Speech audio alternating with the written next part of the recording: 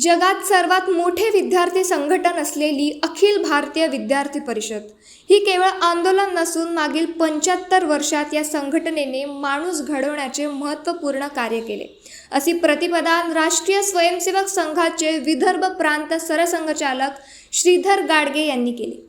श्रद्धेय दत्ताजी डिडोळकर यांच्या जन्मशताब्दी वर्षाच्या अनुषंगाने मंगळवारी राष्ट्रीय विद्यार्थी दिनाचे औचित्य साधून अभाविपच्या जुन्या तसेच विद्यमान कार्यकर्त्यांचे जिल्हा संमेलन दक्षिण अंबाझरी मार्गावरील BRS मुंडले सभागृहात पार पडले। मान्यवरांच्या हस्ते अभाविपच्या ज्येष्ठ कार्यकर्त्यांचा यावेळी सत्कार करण्यात आला। विशेष म्हणजे आज विदर्भातील 11 जिल्ह्यांमध्ये हे संमेलन घेण्यात आले।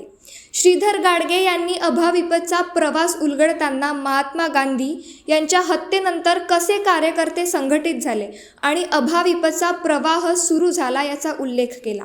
हा प्रवास खंडित करण्याचा अनेक राजकारण्यांनी प्रयत्न केला, पण त्यांना साधले नाही, असे सांगताना गाडगे यांनी डॉक्टर हेडगेवार आणि दत्ताजी डिडोळकर यांच्यासारख्या नेतृत्वांनी आनंद व आत्मीयतेच्या जोरावर ही छात्रगंगा वाढवली आणि त्यात लाखो कार्यकर्ते धावून निघाले, असे उद्गार काढले। आजच्या पिढीने जुन्या पिढीचा सन्मान करून स्वतःची प्रेरणा वाढवून घेतली, असे ते म्हणाले। शंखनाद न्यूजसाठी ब्युरो रिपोर्ट।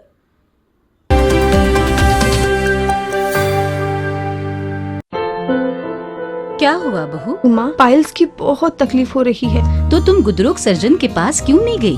देखो, जैसे हार्ट के लिए हार्ट स्पेशलिस्ट, ब्रेन के लिए ब्रेन स्पेशलिस्ट, तो पाइल्स के लिए पाइल्स स्पेशलिस्ट क्यों नहीं? स्त्री हो या पुरुष, टॉयलेट में तकलीफ केवल पाइल्स ही नहीं और भी कई प्रकार के गुदरोग तथा कैंसर भी हो सकता है। इसीलिए इसकी प्रत्यक्ष जांच जरूरी है। ठीक है माँ, पर जांच के लिए हम जाएंगे कहाँ? वही काले आयुर्वेदिक पाइल्स हॉस्पिटल में। लेकिन माँ, प्रेगनेंसी में पाइल्स की दवाइयाँ? प्रेगनेंसी में आयुर्वेदिक दवाइयाँ सुरक्षित होती है। जनहित में जारी काले आयुर्वेदिक पाइल्स हॉस्पिटल, औषधि चिकित्सा तथा सर्जरी ट्रीटमेंट उपलब्ध। हमारा पता उमरेड रोड, दिघौरी बस स्टॉप के पास, नागपुर। अधिक जानकारी के लिए वेबसाइट पर जाएं kalepileshhospital.com।